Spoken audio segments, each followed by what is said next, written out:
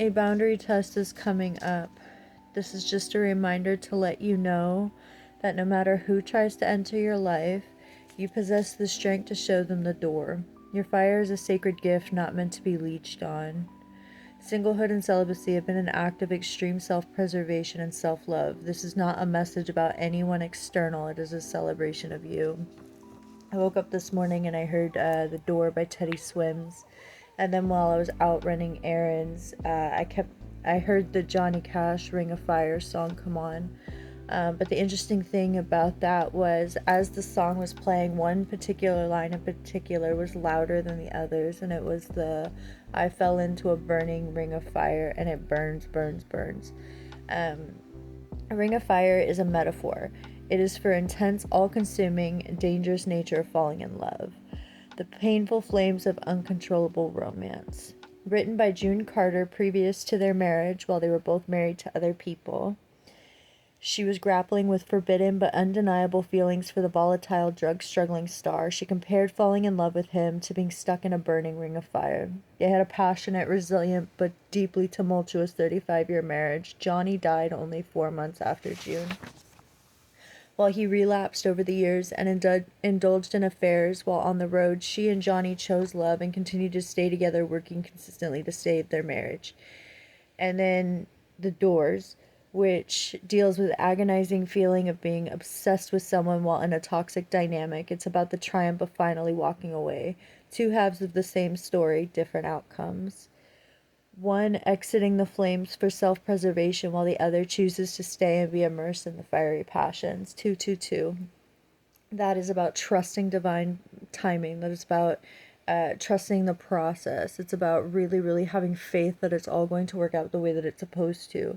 It's speaking to internal evaluation, personal power, and spiritual boundaries. This is not a romance reading. This is about you. Closure of an old karmic cycle, major spiritual graduation. Ring of Fire represents how you used to love. Very obsessive, really maybe even codependent, very devil energy, right?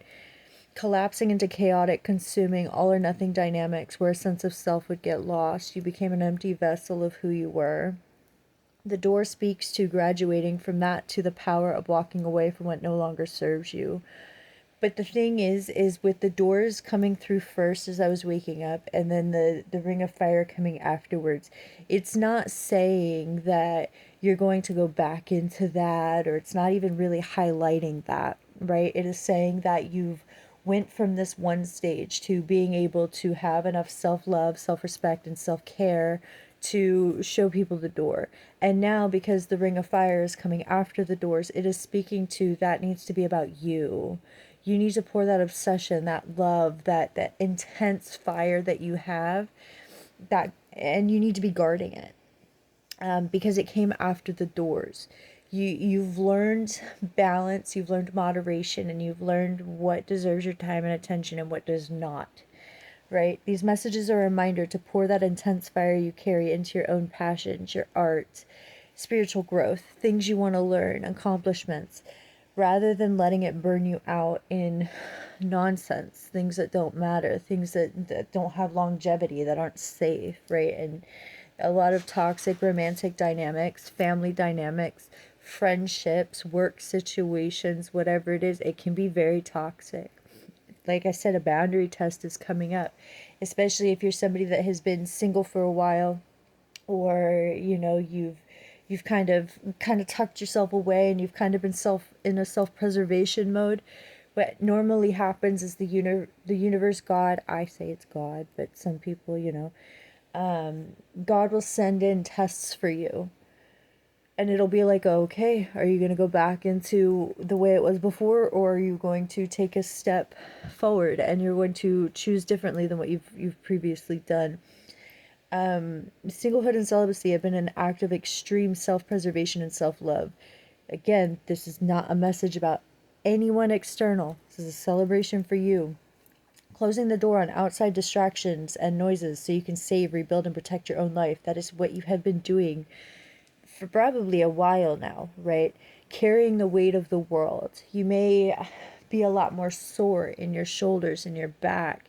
That is very much feeling the weight of the things that you've been carrying, right? But also with the shoulders, that speaks to the shoulds, right?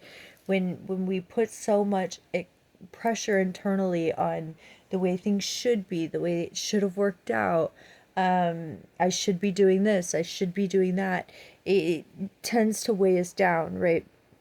Beware of the shoulds. This is warning you not to get lost in fantastical thinking of shoulda, coulda, woulda. Watch for inflexibility, head versus heart conflictions. You will be tempted to make choices and decisions that will naturally conflict with your deep calling that you have been working towards, right? You're going to have a feeling like, oh, I can't move forward because I'm going to be letting down family. I'm going to be not following through on an obligation that I've already made promises to. Whatever it is, right? You will feel tempted to block your self-expression, especially. Do not swallow your truth or suppress your authentic voice to keep any kind of a peace. All right? Your body is/wants to physically release the intense, hyper-vigilant effort it took to protect yourself and close doors. The battle is over. You don't need to push against the door anymore. It is completely sealed shut. You have proven you have the self-love and discipline to choose yourself. The call now is to soften your guard and trust you will not allow that inner fire of yours to engulf into a burning ring again.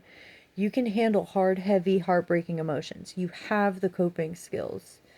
You have the emotional regulation. You have the ability. You've probably been through some pretty hard, heavy hitting things with people that have really tested your strength and limits as a human, and you've gotten through it, right? It is okay to risk that pain again and to open up and to allow yourself new people to come in. It's not going to kill you, right? You have discernment. You have the ability to kind of read situations and people for what they are and not taking that on so heavily. You're not as codependent. You're not as reliant on outside external validation. You don't need these things. So if you end up in a situation and you're having to kind of go through a trial and error with people as they're coming in and you're having to choose your discernment, it's not going to hurt so badly when you're having to say no thanks, because you've already been through it. You're not going to get immediately sucked into people. Do not fear confrontation. There's healthy confrontation. Stuffing leads to disease. It leads to codependency. It leads to all these negative aspects, right? It puts us in these dynamics where people think that we are below them because we won't speak up and defend ourselves. It means getting ourselves wrapped up into burning rings of fire because we get so wrapped up in the throes of passion and the chemistry that we're kind of missing all these red flags that are being thrown into our faces. You don't have that anymore. You don't need to worry about that. The thing right now is, as these tests are coming in, as these boundary pushing limits are, situations are going to come in, this is going to be a time where that confrontation, that ability to speak up and kind of defend your stance and how you're feeling and kind of being like, no, I'm not going to accept this. That is where the test is going to lie. How does this person react to you? How are they handling it? Are they getting offended? Are they trying to push harder? Are they trying to really invade your bubble? That is going to be a sign.